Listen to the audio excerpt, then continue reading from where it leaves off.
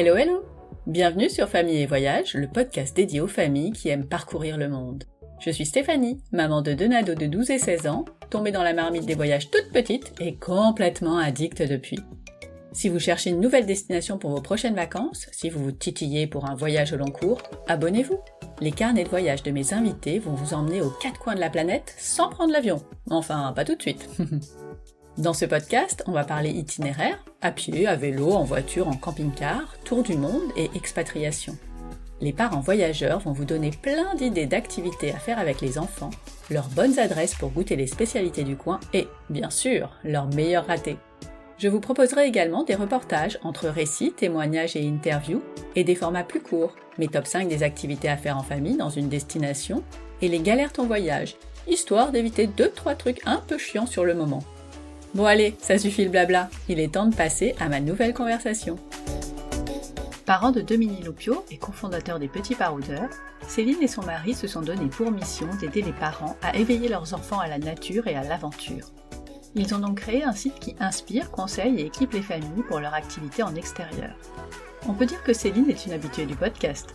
Après ses escapades avec des ânes dans nos montagnes et son superbe voyage en Laponie dans l'épisode 51, puis leur randonnée au Cap-Vert dans le 65, on s'envole cette fois pour Ouarzazate, point de départ d'une belle semaine de trek dans le désert. Au programme, jeux et roulades à gogo dans les dunes majestueuses, bivouac à la Belle Étoile, petit village et belles rencontres avec d'autres familles et le reste de leur caravane. Allez, c'est parti pour le carnet de randonnée de Céline dans le désert marocain. Je vous souhaite une belle écoute. Hello Céline! Bonjour! Bon, je suis hyper contente, on se retrouve. C'est un peu le rituel maintenant. Mais oui, une fois par an, pouf, après les vacances de Pâques. Bon, où est-ce que tu te trouves aujourd'hui? Toujours perdue dans tes montagnes? Tout à fait. Alors c'est des petites montagnes quand même là où on habite, mais oui, je suis bien en Haute-Savoie, toujours à Alby-sur-Chéran, à côté de là où on habite, là où on travaille. D'ailleurs, pour ceux qui n'ont pas écouté les épisodes précédents et qui n'ont pas toute l'histoire, est-ce que tu peux nous raconter brièvement comment tu as atterri là? Ah oui, effectivement, je vais pas raconter cette partie-là. C'est un Mhm. voyage en fait en soi presque. Écoute, c'est assez simple, avec Fred on est, du coup on est associés dans la vie et associés dans notre entreprise.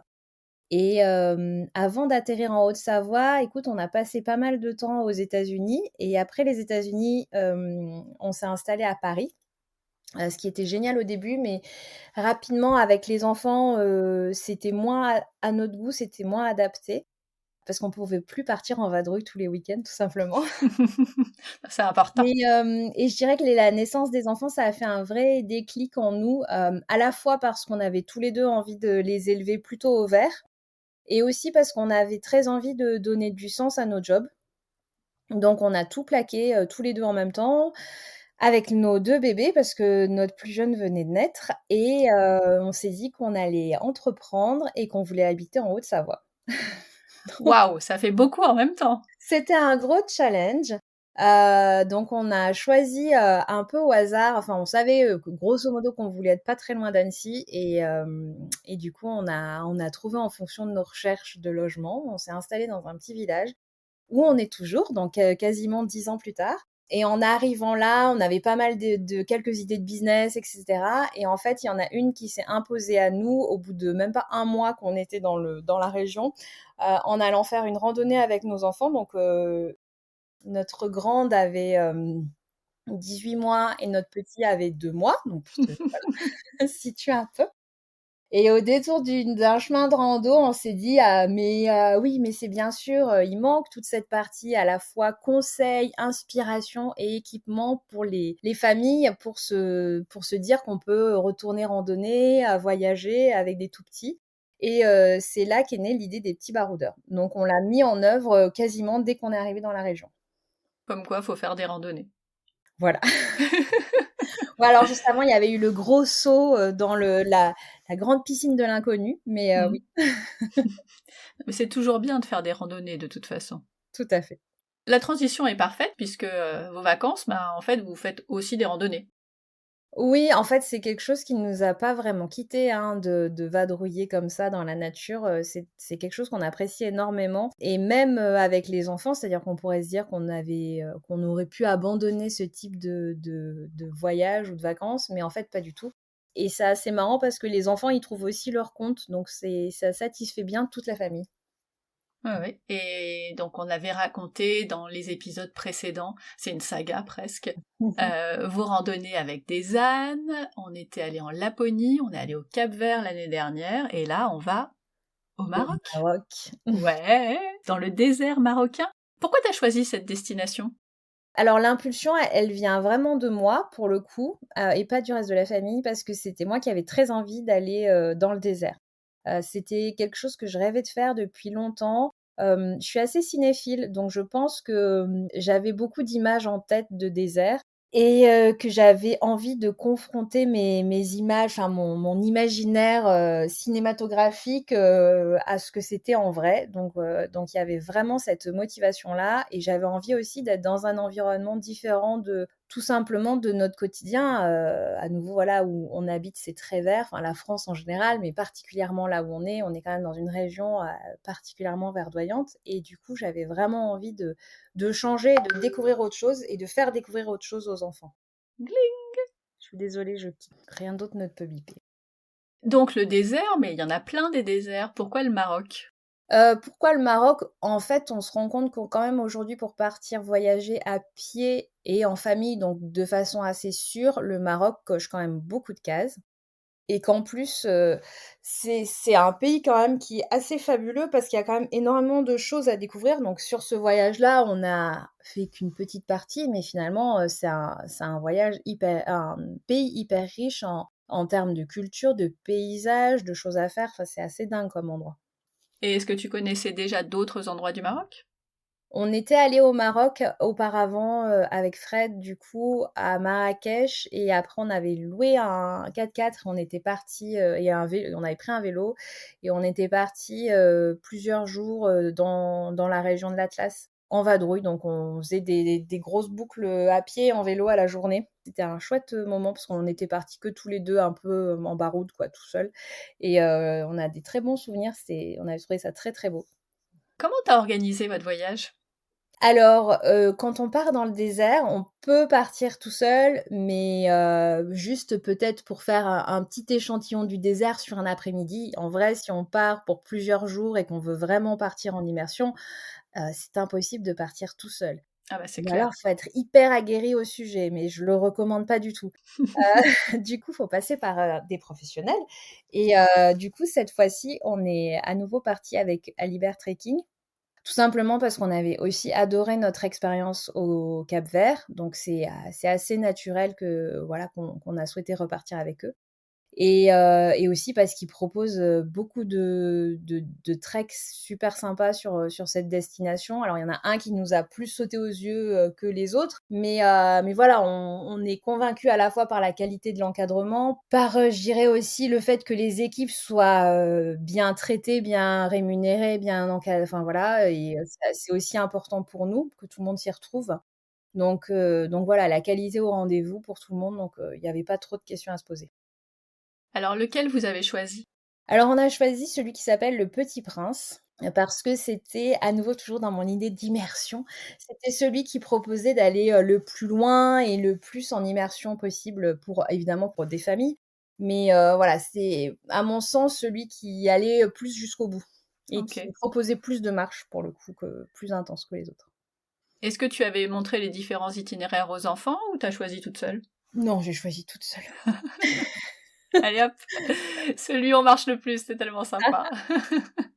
Du coup, vous êtes partis en groupe, vous vous êtes retrouvés avec un groupe de combien de personnes? Alors on était 4 familles, donc un peu plus nombreux qu'au Cap-Vert, mais 4 familles, ça reste quand même, très petit, enfin ça reste une petite tribu, hein, c'est très raisonnable. On est très loin, juste dans pour l'imaginaire collectif, je suis la première à décrier, à pas aimer du tout ce côté, énorme troupeau de touristes qui descendent son bus à, 60-70 personnes d'un seul coup, c'est pas du tout ça, hein.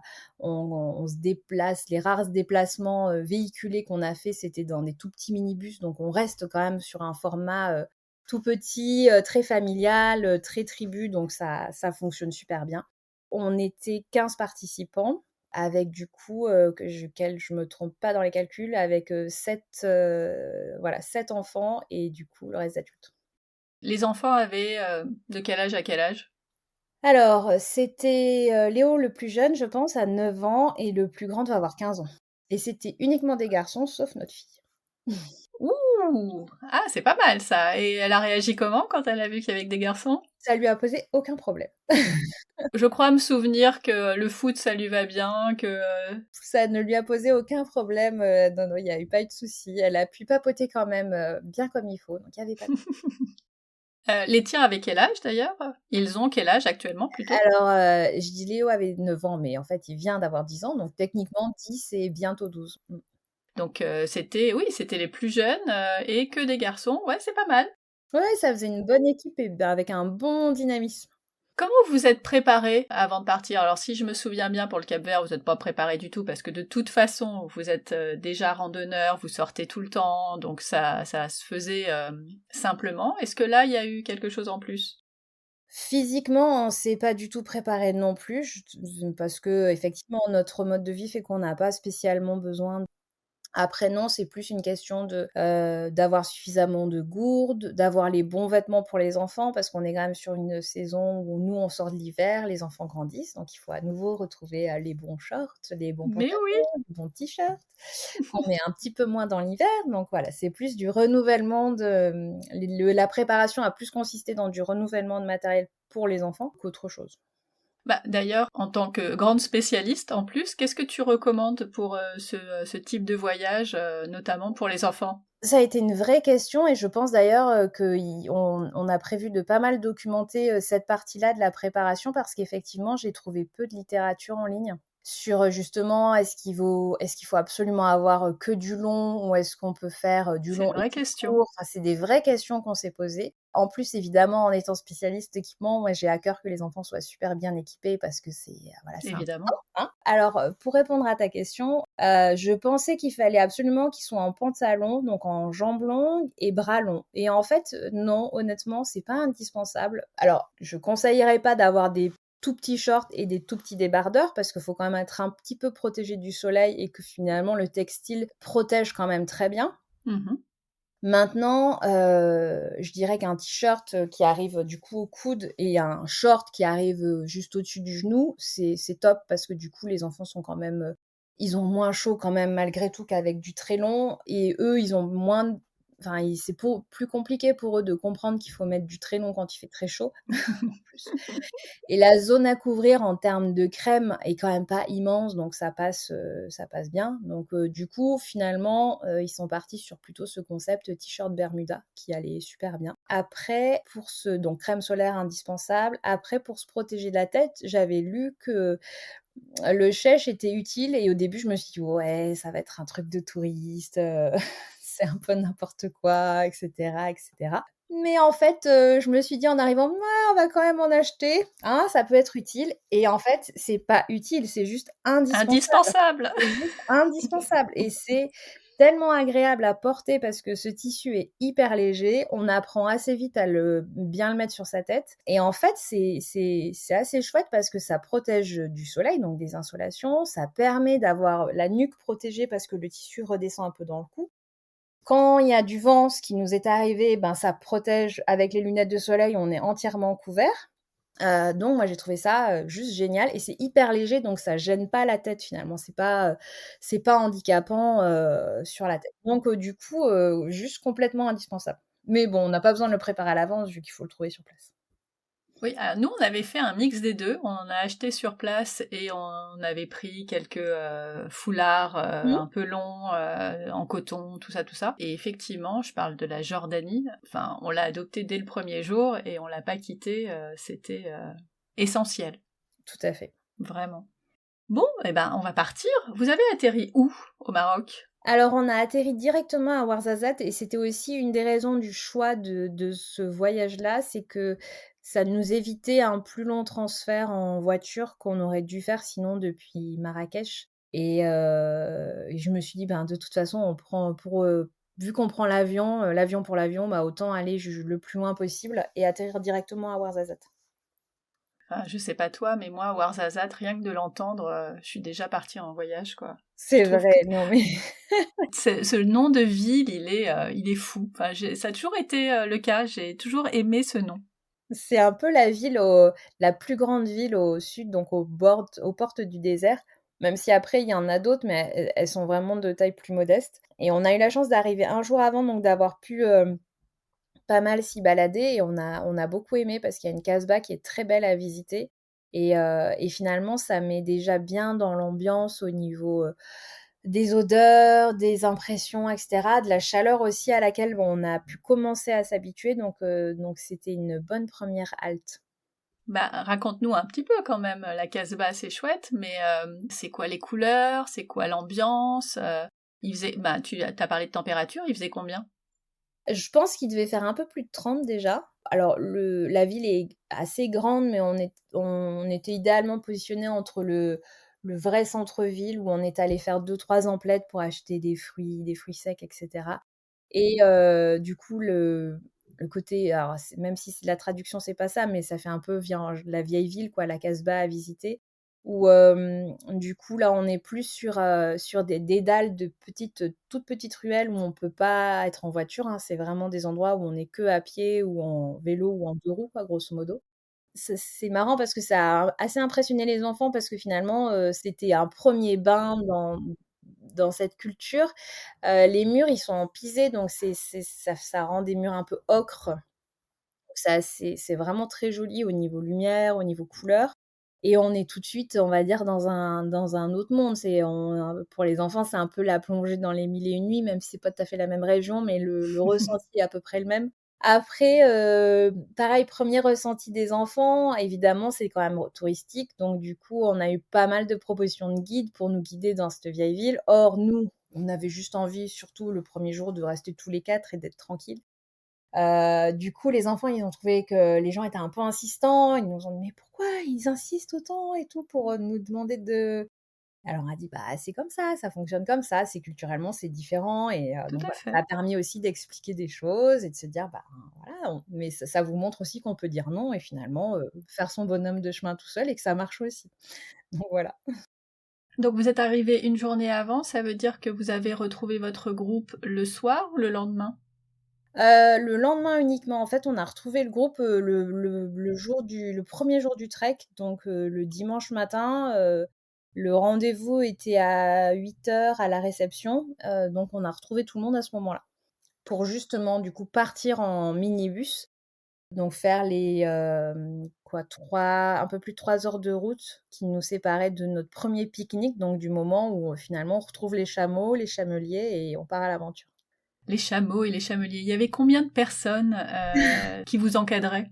Alors c'est assez dingue, hein, parce que finalement ça fait une grande caravane. Mhm. C'est assez fou parce que du coup on part, en autonomie totale dans le désert. Donc faut se Ouh! dire qu'on ne recroise pas de village. On a recroisé vite fait un village à un moment donné, dans lequel on s'est même pas réapprovisionné parce qu'il y avait rien. Donc c'est vraiment de la vraie autonomie et nous on a particulièrement aimé ça parce que ça ressemble vraiment au trek qu'on peut faire en montagne où on part pour plusieurs jours, en totale autonomie, où il faut transporter sa nourriture et cetera. Donc c'est assez génial, ça fait expédition un peu. Enfin, il y a un côté ce C'est côté-là l'aventure! très aventure, donc c'est assez fabuleux. Du coup, on avait 10 chameaux, enfin 10 Mhm. dromadaires très exactement. Je me reprends parce que ce sont des Oui, dromadaires. soyons précis. Et il y avait 5 chameliers, un guide et un cuisinier. Ah ouais, ça fait du monde. Donc ça fait une belle équipe. Après, en réalité, on a peu marché tous ensemble, d'un point de vue logistique. Donc nous, on marchait donc le groupe, plus le guide, plus un chamelier et 2 dromadaires de selle et le reste de la caravane avançait un peu plus vite, de manière à pouvoir être là au moment du pique-nique et au moment du campement avant nous pour commencer à préparer. Ah bah oui, c'est cool ça. Oui, je confirme. Quelles ont été vos différentes étapes? Alors en fait, ce trek, c'est une boucle, quasi une boucle, hein, on revient quasiment à notre point de départ. Alors c'est assez étrange d'ailleurs. Quand on est habitué à faire des treks, on a toujours un objectif, genre on va faire le tour d'un sommet, on va faire, je sais pas, le GR20, donc c'est la traversée, du nord au sud de la Corse, enfin voilà, on et là, en fait, il y a pas un objectif, précis. Donc au départ, moi, ça m'a un peu, perturbée de me dire: «Mince, il y a pas un truc, un sommet, un genre on va jusqu'à là». Et finalement, c'est pas bien grave parce que et c'est assez chouette et c'est pour moi, c'était assez nouveau ça, c'est qu'on se laisse embarquer dans finalement, c'est tout le chemin qui est en lui-même une aventure, enfin qui est un événement en soi, en fait. Donc il y a Mmh. pas besoin d'avoir un point spécifiquement où on va atterrir ou un tour de quelque chose à faire. Non, chaque étape est assez magique. Malgré tout, tu as quand même ce concept de t'éloigner de plus en plus de la civilisation et de te rapprocher de plus en plus de la frontière avec l'Algérie. Donc tu sens que tu vas vraiment de plus en plus loin et du coup, il y a un bivouac qui est au milieu du séjour, qui est le plus éloigné et du coup, ça, on le ressent de manière un peu différente parce que c'est un bivouac où finalement, il y a plus du tout de pollution nocturne. Il y a plus de villages, qu'on peut voir, on va dire, avec les lumières, parce que la journée, on les voit pas, mais la nuit, on peut les voir avec la lumière. Mais sur le bivouac le plus éloigné, on voit plus rien. C'est Waouh! génial. Ah oui. Du coup, c'est pas mal de le faire au fur et à mesure parce que tu t'habitues, et tu vois les choses évoluer et après tu reviens doucement à la civilisation. Exactement, c'est hyper progressif dans un sens comme dans un autre. OK. Bon allez, cette fois-ci on part vraiment. 1re journée, qu'est-ce que vous faites? Comment ça se passe? Raconte-nous. Alors la première journée, en fait, on fait donc la route le matin et puis, on retrouve, notre cuisinier et une partie des dromadaires. Donc on est dans une palmeraie. Donc les palmeraies, en fait, c'est des endroits qui sont plantés de palmiers dattiers, qui sont récoltés au mois d'octobre. Donc là, il y avait pas de fruits sur les arbres et le gros avantage donc il y a des choses cruciales dans le désert, c'est l'ombre et l'eau. Gros avantage de la palmeraie, c'est qu'il y a un petit peu d'ombre et il y a un moment donné où l'ombre devient un truc, hyper important. Oui, tu la cherches, tu la scrutes. Et du coup, premier pique-nique dans cette palmeraie. Donc déjà, on découvre le concept du pique-nique, donc dans le désert et c'est juste énorme. C'est-à-dire que on est super bien installés, avec, donc on est par terre quand même, mais on est super bien installés parce qu'ils mettent des grandes, nattes par terre et les matelas sur lesquels on dort ensuite par terre aussi et donc ça fait une espèce de table, on se met tout autour et puis au milieu, ben, les plats sont amenés et là on mange mais comme des rois. Je pense qu'on y reviendra et là on commence à marcher donc le premier jour, on a fait, ben, une demi-étape, je dirais en termes de marche donc un peu plus de 10 kilomètres, j'imagine, pour arriver à notre premier campement, qui était alors ce trek-là a une spécificité, c'est que tous les bivouacs sont dans des dunes et c'est juste génial les dunes et en fait, quand on dit ça comme ça, on est des dunes, je sais pas, Ouais, ouais, c'est du sable, bon. mais en fait, c'est, une des choses que les enfants ont préférées et même nous d'ailleurs, donc alors oui, c'est que du sable, mais en fait, ça fait un paysage assez particulier parce que du coup, ça met du relief. Les dunes, elles sont différentes selon les endroits où on est parce que le sable, il est pas forcément de la même couleur, parce que, il peut y avoir des dunes où il y a un peu de palmiers ou d'autres où il y en a pas du tout. Je sais pas, c'est toujours différent et c'est toujours très beau. Ça a un enfin une l'esthétique de la dune est absolument dingue. C'est visuellement un truc, ben, juste magnifique et la jouabilité de la dune est assez dingue aussi.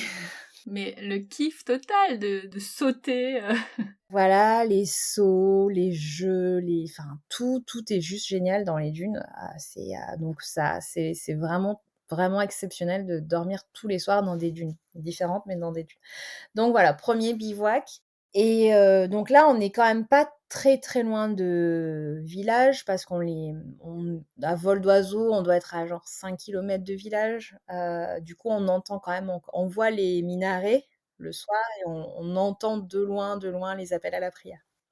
Donc on est encore, on sent qu'on est encore un tout petit peu près de la civilisation, même si techniquement, bah, c'est quand même assez loin, mais voilà, oui, tu quand même dans le désert. ah oui, il y a pas de route, il y a plus rien, on est vraiment dans le désert.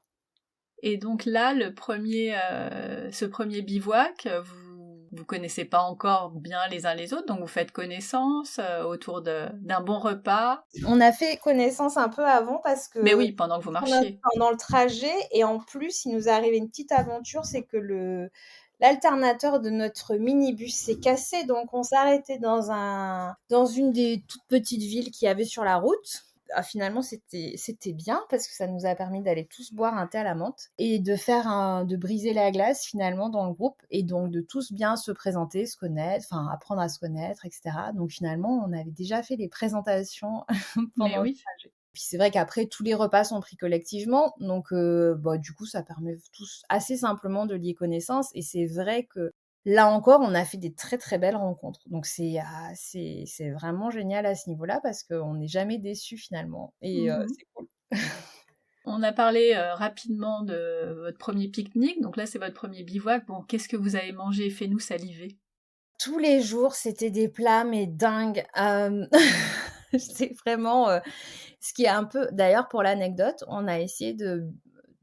Alors, c'était pendant le ramadan, donc c'était un peu compliqué pour l'équipe, du coup, Bah oui. j'imagine.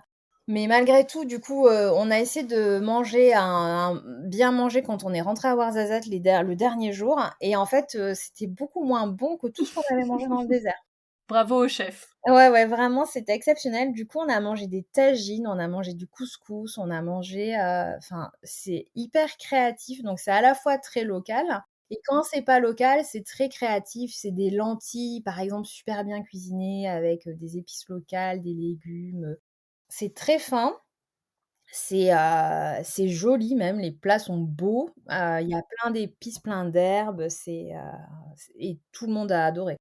Évidemment, les enfants ont préféré la soirée, pâtes frites parce que pâtes frites, ça va vachement bien ensemble. Ah oui, comme tout le monde le sait. Ah voilà, hein. Le soir, pâtes frites, c'était leur préféré. Alors moi, perso, j'ai préféré le couscous, mais chacun Il y en a pour tous les goûts, et c'est ça qui est bien. exactement, exactement. Non, non, mais on a extrêmement bien mangé. Donc on avait, à chaque fois, on avait des crudités et donc c'est génial parce que finalement, eux, ils transportent d'énormes seaux avec plein de fruits et légumes, bruts, on va dire. Et ils les préparent au fur et à mesure, donc finalement, tout est frais, enfin, c'est cuisiné juste avant qu'on mange, donc ça garde une fraîcheur de dingue et c'est hyper appréciable quand on a marché et qu'il fait 35 degrés forcément, voilà, c'est hyper agréable et après un plat chaud, donc couscous ou tagine ou autre et ensuite en dessert, c'était des fruits en général, des pommes ou des oranges.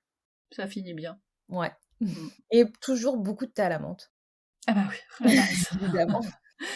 Tu ne peux pas ne pas boire de thé à la menthe quand tu es au Maroc. Les enfants en ont bu aussi? Les enfants en ont bu aussi, je pense qu'ils étaient imprégnés de théine.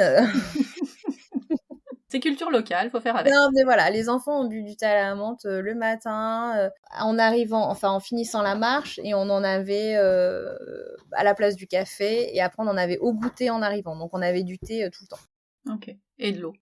et de l'eau, ouais. Ouais, ouais, alors du coup, l'eau, pareil, on s'est posé pas mal de questions au niveau des préparatifs sur comment on allait gérer l'eau. On savait pas si on allait filtrer de l'eau, s'il fallait des pastilles, si voilà. Et finalement, la manière dont ça s'est passé, ce que nous a conseillé le guide, c'est qu'il allait acheter toute l'eau minérale, de l'eau minérale, de manière à ce qu'on soit sûr déjà de pas être malade. Et que l'eau, gustativement parlant, était plus appréciée et mieux bue par les enfants quand c'était pas de l'eau avec des pastilles de micropure. Eh oui, Donc, forcément. Ok. pas de souci d'eau, Très bien. Bah, c'est important, surtout quand tu es dans le désert. tout à fait. Mm. On est dans la vallée du Drap, Ouais. si je ne m'abuse. Est-ce que les dunes c'était un endroit particulier? Ça avait un nom? Alors non, j'ai pas retenu énorme tous les noms des endroits qu'on a traversés, à part celles qui sont dans le campement le plus reculé, qu'il nous a appelé les dunes de Sahel, je crois. Mhm. Grosso modo, les types de paysages qu'on a traversés petit à petit sur ce trek, c'était soit effectivement des dunes de sable, soit un genre de plaine, de plateau avec, comme le lit d'une rivière, parce que c'était, finalement c'est ça, hein, le lit de la rivière d'avant, avec des galets dessus. Donc ça fait un paysage très joli aussi parce que c'est tout plat, avec comme de la terre battue séchée, dans lesquelles sont plantés plein de galets assez multicolores. Donc ça c'est vraiment, très, très beau. Donc voilà à peu près pour le topo. Donc le deuxième jour, c'était, on est parti très tôt parce que, on savait qu'il allait faire chaud et qu'il faut petit à petit se préparer, du coup à la chaleur et au fait que voilà, ça va peut-être être un petit peu plus compliqué, on a décalé tous nos départs d'1 heure. Donc plutôt que de partir à 8 heures comme c'était, la théorie et ce que font les guides, sur les saisons où il fait pas aussi chaud, on est parti 1 heure plus tôt. Donc en général, on se levait, un peu avant 6 heures, de manière à mais ce qui est pas du tout un problème ni pour les adultes ni pour les enfants, en fait, c'est assez marrant. Du coup, de manière à avoir le temps, bah, de se préparer, de prendre le petit déj et de commencer à marcher pour, 7 heures. Bah oui, il vaut mieux partir plus tôt, rentrer plus tôt et se coucher plus tôt. Voilà, exactement. Est-ce que vous avez participé au montage ou au démontage des camps? Alors en général, les camps étaient montés quand on arrivait, donc c'est-à-dire, une grande tente pour, manger dans laquelle on n'a jamais mangé vu qu'on mangeait plutôt en dehors de la tente. Une tente pour le cuisinier et ensuite, des tentes individuelles enfin des tentes, pour le groupe où on dormait, 2 par 2. Après en fait, on a plus ou moins réussi à motiver à peu près tout le monde pour dormir à la Belle Étoile. Écoutez, Ah, ça a marché. ouais, trop bien. Du coup, on a fait ça, le soir du milieu. Donc du coup, le second soir, on avait encore un peu d'ombre, donc on était dans un coin, toujours dans des dunes, mais assez basses, donc il y avait pas de grandes, grandes dunes, c'était des petites dunes et il y avait de l'ombre parce qu'il y avait des espèces d'arbres, tout fins qui forment des îlots un peu dans le désert et qui donnent de l'ombre.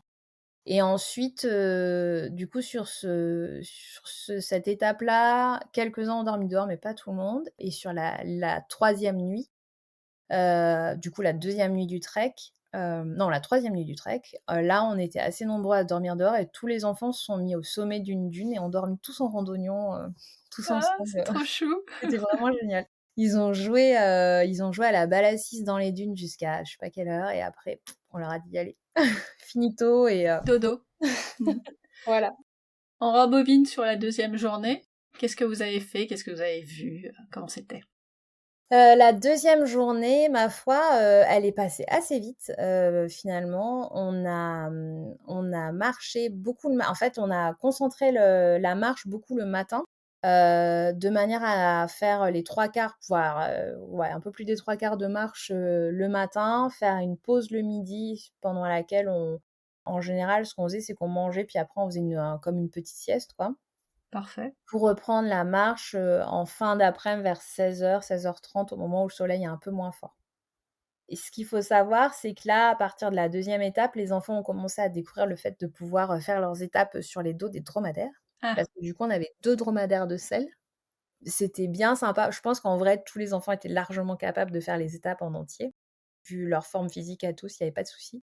Mais c'est assez génial parce qu'ils montaient 2 par 2 sur les dromadaires et les 2 dromadaires se suivaient. Enfin, ils étaient attachés l'un à l'autre et bon, ils ont adoré parce que c'était très fun d'être perché en haut du dromadaire. Donc il y a le côté rythme de la marche qui est un peu chaloupé, donc qui donne un peu le ton et ça leur permettait de pas mal papoter.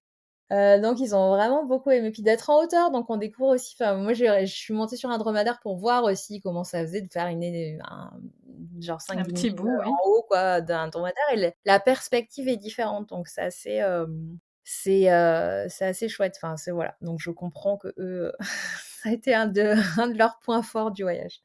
Est-ce qu'il a été dit c'est que pour les enfants ou est-ce que les adultes ont également fait un bout de chemin sur les dromadaires? Comment ça s'est organisé? Alors en fait, théoriquement, c'est que pour les enfants. Par rapport au poids, ben, les enfants, ils peuvent monter 2 par 2 dessus. En vrai, tout le monde peut y aller, donc tous les adultes qui étaient curieux de tester ont aussi passé un petit temps sur les dromadaires le dernier jour ou l'avant-dernier jour.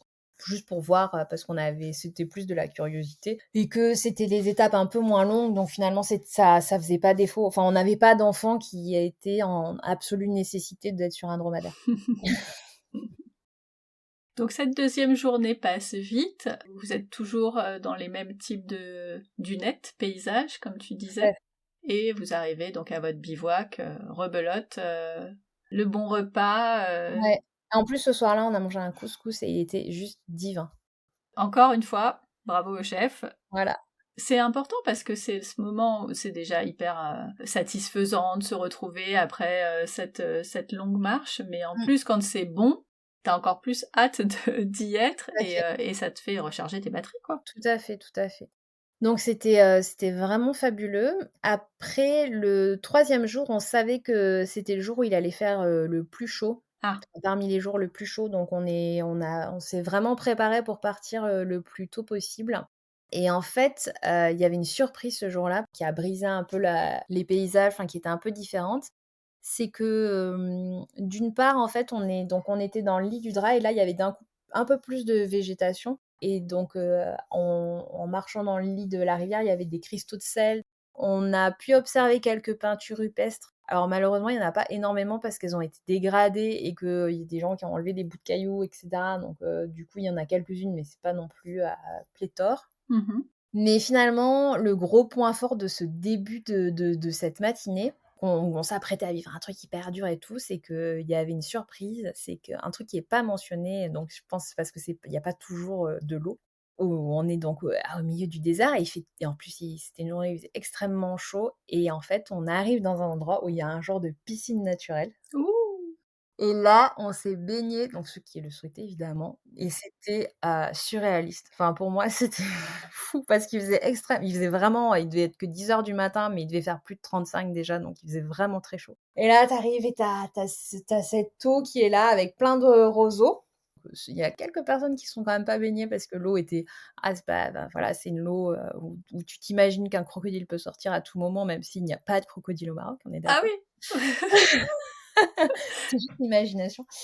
Mais du coup, effectivement, l'eau, elle est, voilà, elle est un peu verte et tout, mais elle est pas croupie, hein, donc elle est quand même, agréable à se baigner et c'était un moment, mais juste hors du temps parce que Ah là c'était là. complètement surréaliste de trouver de l'eau comme ça au milieu du désert, ce petit point Mais ça faisait pas une carrément. oasis, c'était plus, il y avait pas de grands palmiers, c'était de la végétation assez basse et d'un coup, bam, comme si c'était une source, qui ressortait. Alors je sais pas si c'est l'eau de la rivière qui ressort à cet endroit-là ou qu'il y a une source. J'ai pas eu l'explication en détail. Toujours est-il qu'il y avait cette étendue d'eau et là, le bonheur absolu, quoi. Bah, oui, un petit plongeon. Ah, c'était fabuleux. Les enfants ont adoré.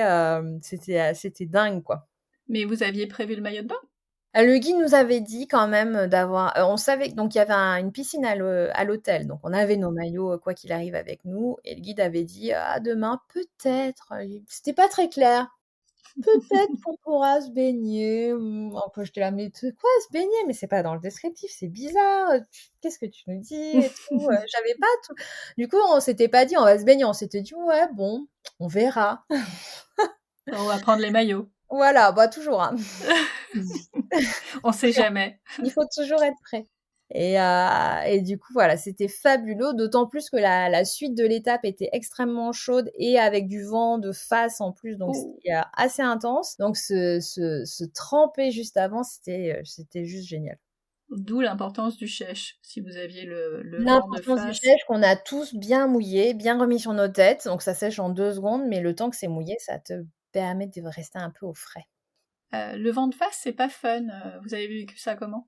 Et ben, c'était non seulement du vent de face, mais en plus, on est vite arrivé dans les dunes où du coup, ben, c'était le vent plus le sable. Ouh! Alors c'est marrant parce que moi, ça m'a fait penser à une sensation comme en montagne en hiver, tu vois? Avec la neige qui se soulève et où vraiment tu dois être, comment dire? Équipé et préparé dans ta tête à affronter les éléments. Donc c'est-à-dire que, eh bien déjà pour être dehors, il faut le chèche, les lunettes, il faut être couvert, enfin avoir la bouche couverte parce que sinon tu en prends Mmh. partout dans la figure donc voilà.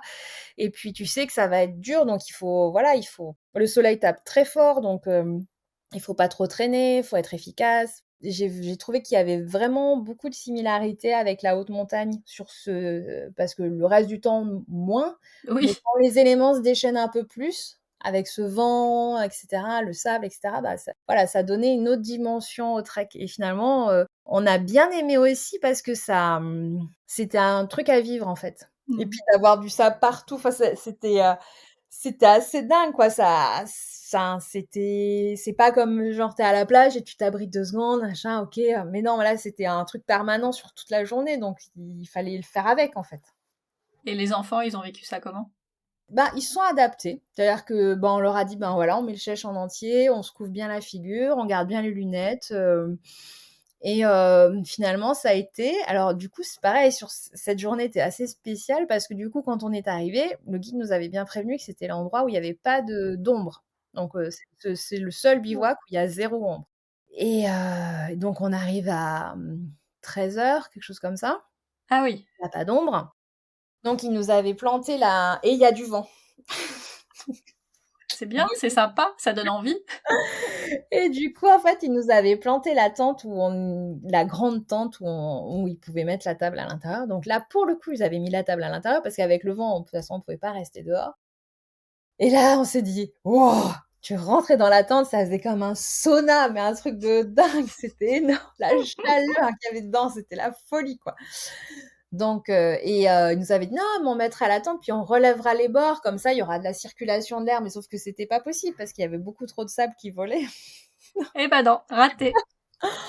Oh punaise, donc on a mangé et puis après bah, ils ont enlevé les tables, on a mis tous les tapis par terre donc voilà, c'est un peu salle tente de repos, mais il faisait tellement chaud, Ouais. c'était dingue. Donc ben, on a fait des parties de loup-garou avec les enfants. Ah, alors je connais pas le loup-garou, j'imagine que c'est un jeu de cartes.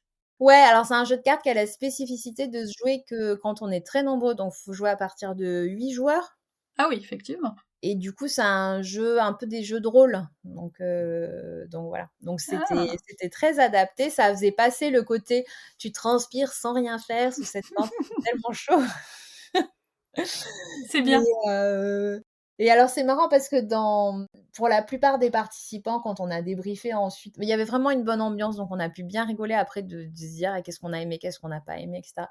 Donc ça a été un peu une épreuve pour tout le monde, cette tente, pour plein de raisons différentes, parce que, trop chaud, parce qu'on était tous collés, enfin beaucoup de promiscuité, parce que voilà, moi j'avais trop envie d'aller dehors et j'aime tellement être dehors que c'était compliqué pour moi de rester enfermée dedans dans cette tente. Mais malgré tout, ça restera un temps fort du trek aussi parce que, c'est pas enfin, c'est assez unique et puis malgré tout, c'était court. Enfin, c'était à l'histoire de quelques heures. En vrai, Mhm. c'est pas non plus insurmontable. Donc heu, donc voilà, c'était bon. Je pense qu'on se souviendra de la tente pendant longtemps. C'était fait exprès en fait, c'était pour vous laisser un souvenir indélébile. Voilà, c'était soit tu restes dans la tente au chaud, soit tu sors, mais il y a beaucoup, beaucoup de sable. Donc voilà, moi je suis sortie typiquement, j'ai pas voilà. Mais du coup, c'est vrai que tu avais du sable, collé, mais partout, partout, partout, partout sur le visage, dans les oreilles, c'était dingue. Ah bah tiens, j'ai une vraie question. Comment vous faisiez pour vous laver? Alors, le premier soir, ils nous avaient mis à disposition des toutes petites bassines, enfin l'équivalent d'un bol quoi, grosso modo donc c'était déjà grand luxe et plus on avançait loin dans le désert et au bout sur ce bivouac-là, il y avait plus de bol. D'accord. On avait, nos lingettes, et puis, nous, les enfants, ils se font vraiment bien. Je sais pas si tous les enfants sont pareils, mais au fait de pas se laver, ça vraiment, ça les indispose pas du tout, hein, c'est pas un sujet et puis, nous, on a l'habitude aussi, donc c'était pas C'était pas insurmontable. non. Tu le savais forcément avant de partir et c'est sur un temps court. Tout le monde fait pareil, donc ça doit se vivre mieux que Oui, quand t'es chez toi et que t'as une panne d'eau et que tu veux pas te laver pendant 4 jours. ouais, voilà, c'est-à-dire que ça fait partie aussi C'est ça. de l'ensemble finalement et on est préparé, on le sait, puis, c'est finalement très court, hein, c'est quelques jours, donc c'est Mhm. pas non plus, insurmontable, je trouve. Puis là, pour le coup, en plus, on s'était quand même trempés dans la même journée, donc Eh ouais, franchement, c'était grand luxe. grand luxe, exactement. Bon, le soleil finit par se coucher. Ouf. Vous êtes resté là aussi cette nuit ou vous avez remarché pour aller à Non, un non, autre là, endroit? pour le coup, on n'a pas remarché, on n'a pas bougé de ce camp-là. Mhm. Ce bivouac-là était assez fabuleux parce il y avait une très grande dune de laquelle on voyait, vraiment très loin, donc la vue portait très loin et on voyait justement le poste, frontière de l'Algérie, donc sur la crête d'en face quelque part et c'était vraiment magnifique. Enfin, c'était grandiose et avec un ciel étoilé, mais comme jamais quoi, une voie lactée, mais enfin cet endroit-là était magique. C'était exceptionnel, vraiment exceptionnel. Et est-ce qu'il y avait des spécialistes des étoiles pour indiquer Alors, il y avait pas spécialement des spécialistes, nous on en connaît un peu, puis on a une appli magique Ah qui bah oui, est top, pour ça. Même sans réseau fonctionne, donc du coup, on a ah un peu génial. utilisé. Mais on voyait très bien Vénus au coucher du soleil, après, enfin puis limite il y avait trop d'étoiles tellement ça devient même plus dur de voir les constellations tellement, le ciel est étincelant, enfin c'est vraiment exceptionnel. Je pense que j'ai jamais vu un ciel aussi beau qu'à cet endroit-là. C'était magique, quoi. Les enfants ont énormément joué dans les dunes parce que, s'y prêtaient, ils les ont escaladés je sais pas combien de fois, redescendus je sais pas combien de fois. Ils ont inventé une pétanque dans les dunes en lançant des cailloux, celui qui a roulé le caillou le plus loin. Enfin, ils ont rivalisé de créativité pour trouver plein de jeux, Ah, c'est génial. ah ouais, c'était vraiment exceptionnel et il me semble que c'est ce soir-là, mais c'était assez marrant parce que tous les soirs, les enfants voulaient faire un feu. Donc les soirs d'avant, ils avaient réussi à ramasser un peu de bois et à faire un feu. C'était voilà, enfin, visiblement, ils se sont tous bien trouvés à tous avoir, la même motivation de faire du feu. Oui, parce qu'il faisait pas assez chaud. On n'avait pas assez chaud la journée, hein? Donc voilà. Et ce soir-là, c'était assez drôle parce que finalement, les garçons avaient pas vu les enfants avaient pas vu que les chameliers avaient, eux, ramassé du bois. Parce que nous, on a ramassé du bois, parce qu'on savait qu'il y avait pas d'arbres à ce bivouac-là. Et du coup, on en a ramassé un petit peu pendant la journée. Et en fait, les chameliers en avaient ramassé beaucoup plus. Ah, Et ils ont fait un grand feu et c'était assez génial parce que c'est aussi un soir où on a chanté. Donc les chameliers, toute l'équipe s'est mise à chanter autour du feu. Donc génial. c'était vraiment génial. C'était un super moment. Donc du coup, on a chanté aussi, les enfants aussi. Enfin, on a tous chanté ensemble. C'était mais assez unique. Enfin, c'était un super beau moment, quoi. Donc on utilisait les bidons pour faire des percussions. Et vous chantiez en quelle langue? Alors, bah, chacun c'était comme un dialogue finalement. Chacun chantait un peu une chanson à son tour, sans forcément comprendre évidemment les paroles des chansons. Bon, Pas grave. c'était pas très grave et ouais, c'était vraiment un beau moment de partage et enfin, je pense que l'éloignement et le fait d'être comme ça perdu au milieu de la nature, ça renforce encore plus ce sentiment-là, quoi. Donc c'était assez exceptionnel. Pas facile d'aller se coucher quand on passe une soirée comme ça. Non, c'est vrai, et puis en plus il fait bon le soir. Pareil, il y a un des éléments, par rapport à la préparation où on se disait, on avait peur qu'il fasse très froid la nuit. En vrai, c'est largement supportable. Donc il fait frais un tout petit peu vers 4-5 heures du matin, où à la limite on peut mettre un peu des manches longues, voire une petite polaire un peu plus épaisse. Mais c'est tout, il fait vraiment pas très froid en fait. Vous aviez pris vos sacs de couchage? Alors oui, on avait pris nos sacs de couchage. Après, matelas et tente étaient fournis.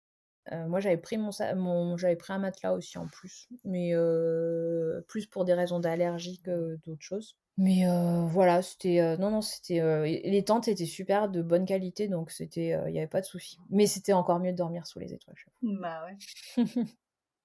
Bon, le quatrième jour, il se passe quoi? Alors, on continue de progresser toujours un mélange de paysages entre, je dirais, entre les dunes et les plateaux.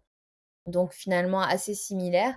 Mais ce qui est assez marrant, c'est qu'on prend une espèce de rythme. On se fixe le guide nous fixe un cap, nous dit, ben, pour ceux qui ont envie parce que voilà, moi je suis assez curieuse de savoir, où on va, c'est quoi notre cap, machin.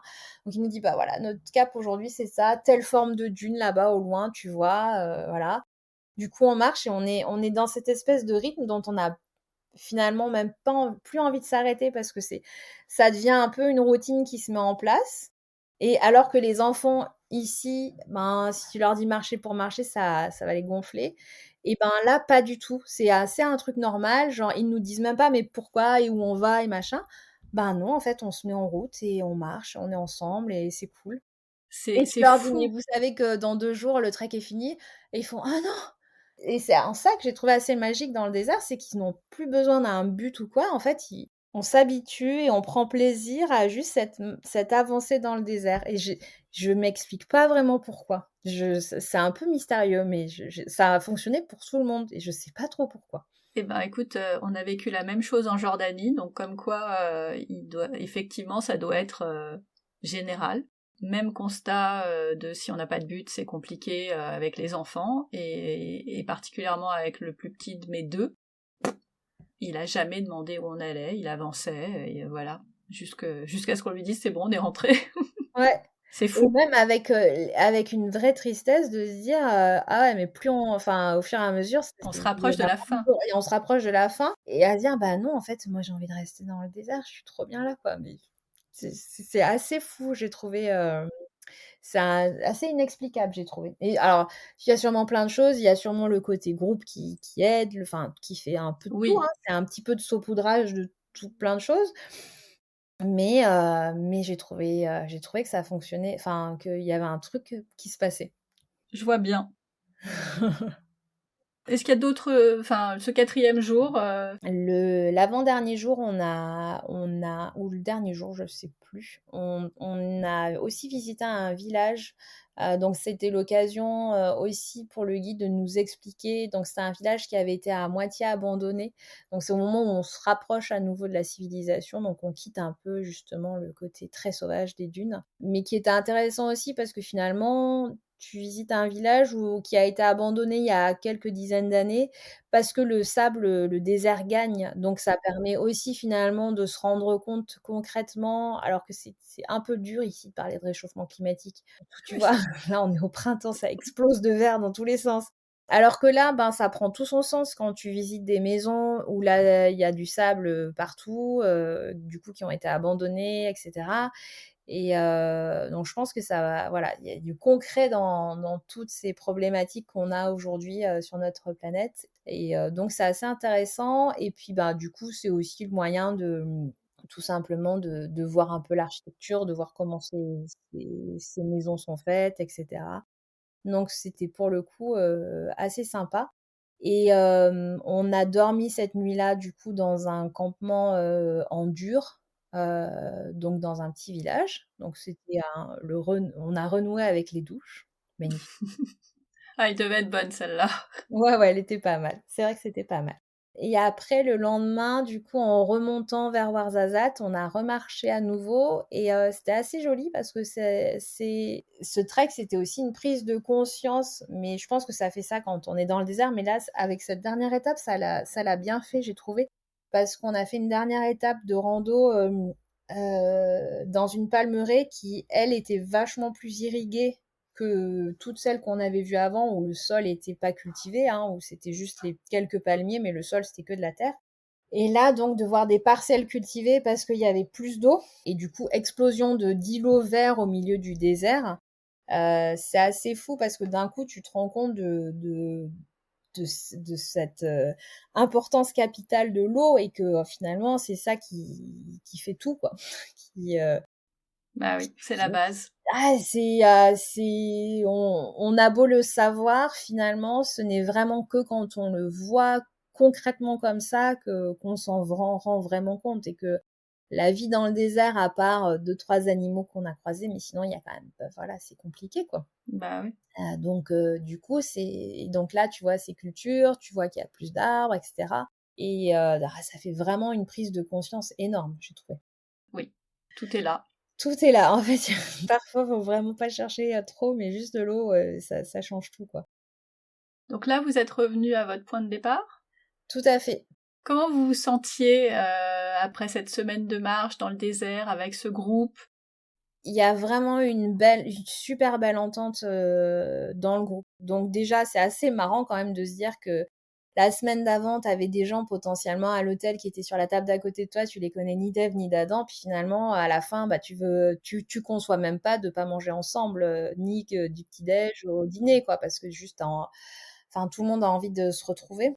Même une fois que donc la moitié des participants sont partis dès le lendemain de notre retour à Ouarzazate et du coup avec une autre famille on avait un jour de plus parce que les avions, enfin au gré des horaires d'avion, on est resté une journée de plus à Ouarzazate. On a quand même passé c'était une journée complètement libre, hein, mais on l'a passée ensemble. Bah évidemment. Parce que parce que les enfants avaient trop envie d'être ensemble, mais même nous, on a pris plaisir à être ensemble, à juste discuter. C'était vraiment chouette, quoi. Donc, du coup, la question se pose pas. Les enfants ont envie d'être ensemble. Et c'est assez marrant parce que je sais pas si tu te rappelles, mais au Cap-Vert, on avait adoré faire une partie de foot Oui. avec des Cap-Verdiens. Et du coup, là, on s'est dit, bah, dans le désert, forcément, on a croisé moins de monde, hein, donc on n'a pas pu faire ça. Mais le hasard faisant bien les choses, sur notre avant-dernier dîner à Ouarzazate, en fait, on sort du resto et là, bam, devant la Casbah, des jeunes qui font un foot. Et donc là, foot, on avait les 7 enfants tout prêts à jouer aussi. Ils sont allés faire un France-Maroc.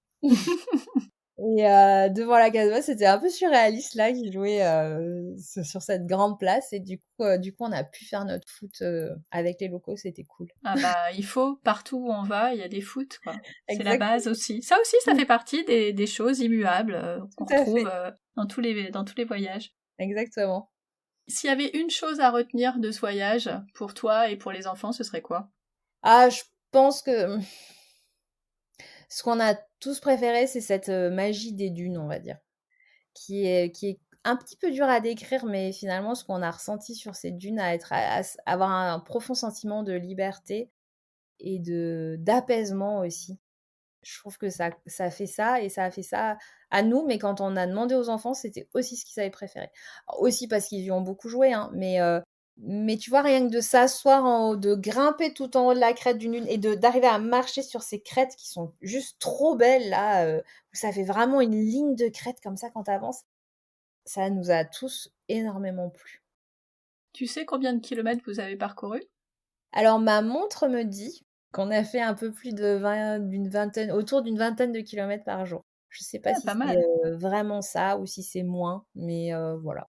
C'est juste pour avoir une petite idée. Mais après, c'est plat tout le temps, Oui, donc pour des gens qui ont l'habitude de marcher en montagne, ça semble, enfin ça va vite quoi. C'est pas, enfin pour le coup, on n'a pas ressenti nous de grosses, enfin d'ailleurs aucune difficulté sur la partie physique, je dirais.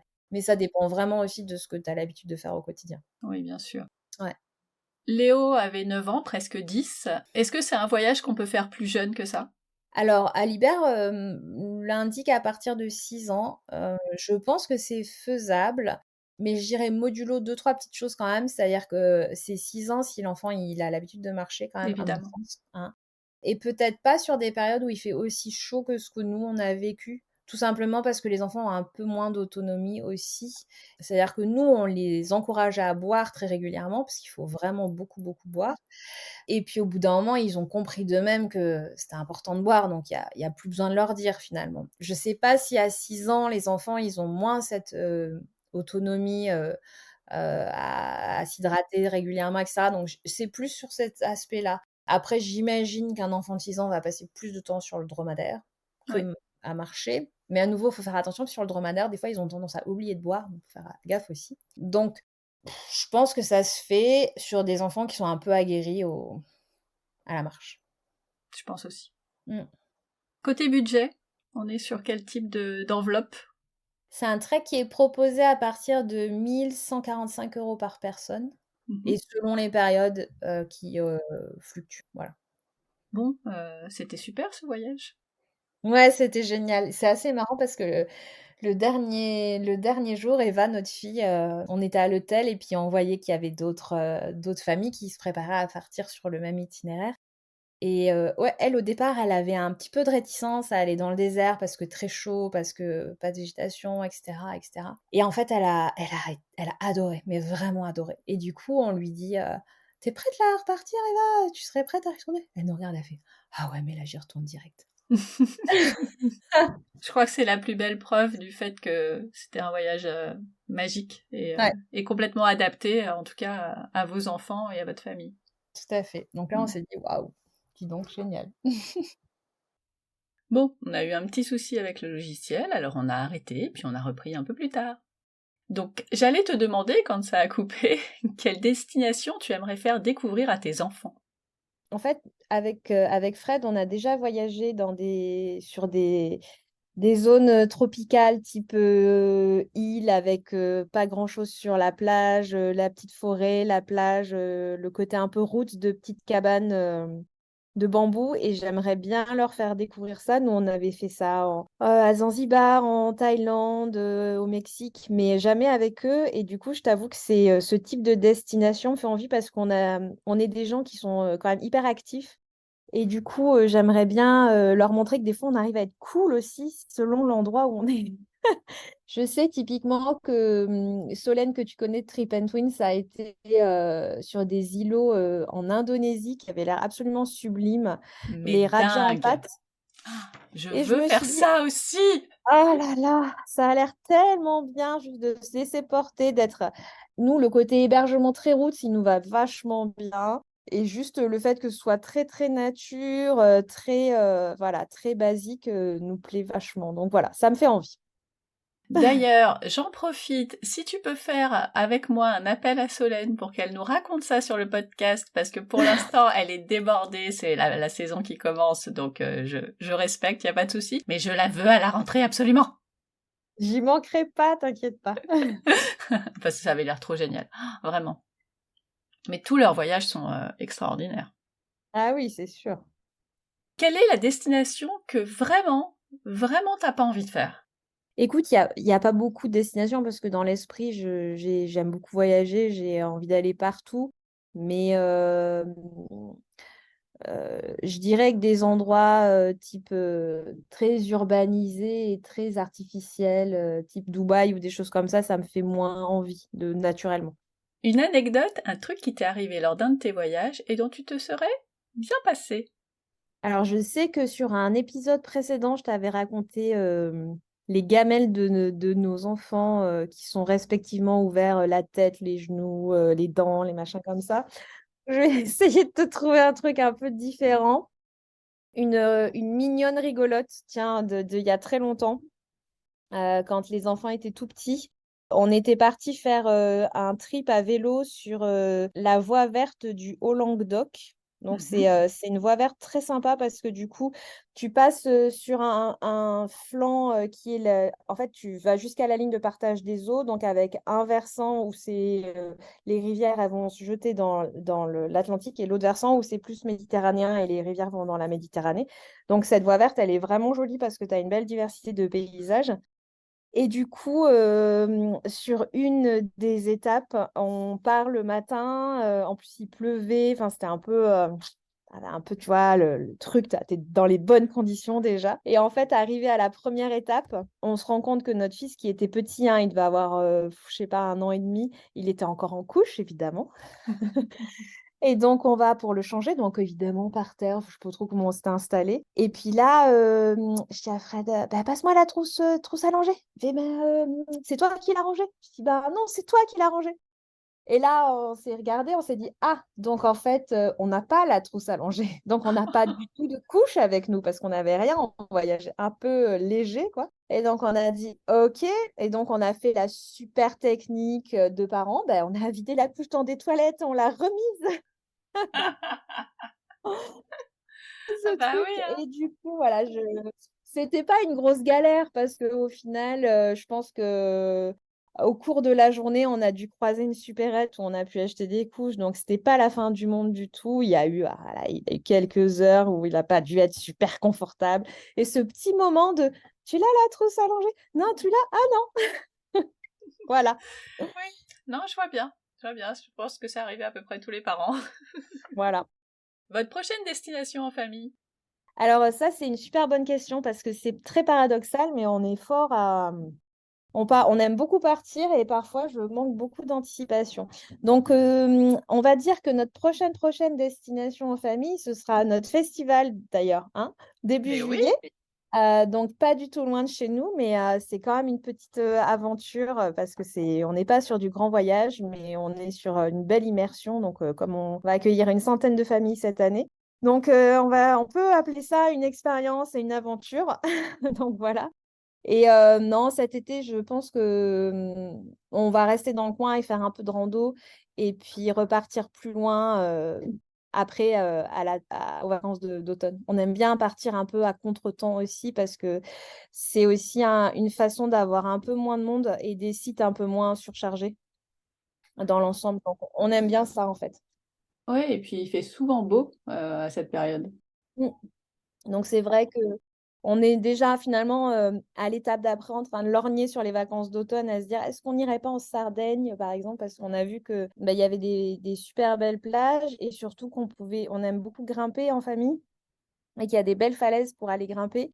Donc voilà, donc ça fait partie des voyages qu'on a en ligne de mire. T'as parlé du festival, mais tout le monde ne sait pas ce que tu veux dire. Moi, j'ai compris. Est-ce que tu peux nous en parler un tout petit peu plus? Oui, bien sûr. En fait, tous les ans, avec les petits baroudeurs, on organise un festival qui s'appelle le Festival des petits baroudeurs. Ce festival, c'est en fait 3 jours d'activités et de bivouac, ou tout du moins de camp, donc dans la nature. L'idée étant de se reconnecter en famille, hein, de partager des activités ensemble, parents-enfants, et aussi des activités donc vraiment autour du thème de la nature. Donc le premier festival, il a eu dans les Bauges, donc c'est 3 jours en moyenne montagne. Donc, on campe vraiment en pleine nature. Il n'y a pas de camping. On est vraiment dans le vrai sauvage. En fait, on propose des activités qui vont être de la rando avec des ânes, de la rando avec des chiens, de la grimpe dans les arbres, cueillette et cuisine de plantes sauvages. On a un atelier de Robinson, en fait, où on apprend à récolter de l'eau, à faire du feu, à construire un abri. Donc, les enfants, ils sont hyper fans. Et on fait des veillées, il y a des conférences, donc des intervenants qui viennent raconter des aventures un peu folles qu'ils ont fait avec leurs enfants, projection de films, tout ça dans un lieu hyper préservé, hyper sauvage. Ça donne envie. Les enfants ont quel âge à peu près? Écoute, le plus jeune l'année dernière avait 2 mois Ah oui!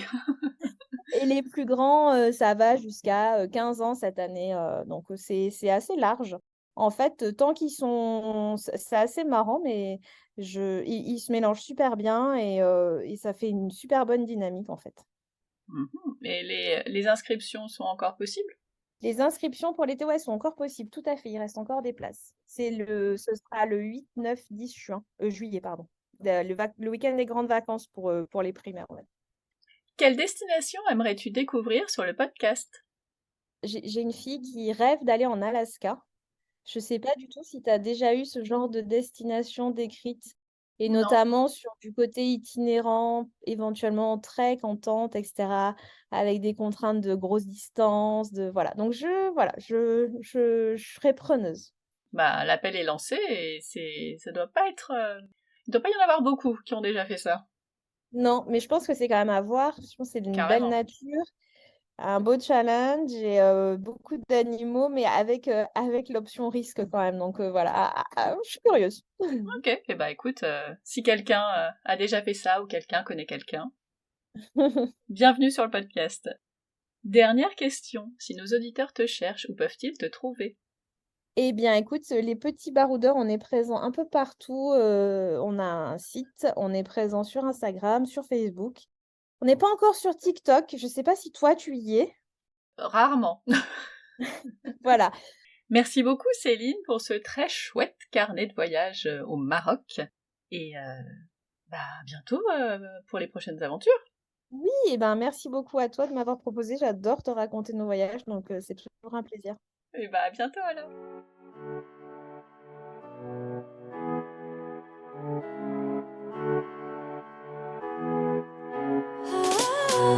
Voilà, c'est tout pour aujourd'hui. Merci d'avoir écouté jusqu'au bout. Si cet épisode vous a plu, dites-le moi en écrivant un petit commentaire sur Apple Podcast ou sur le blog. Vous pouvez aussi vous abonner, mettre une note 5 étoiles ou le partager autour de vous. Alors je sais qu'on vous le rabâche tous, mais c'est notre petite récompense après tant d'efforts pour vous proposer un chouette épisode. Et ça dit à Apple qu'il faut le mettre en avant. Alors à votre bon cœur, monsieur dame. Comme d'habitude, toutes les notes sont sur le blog famille et voyage avec un s.com.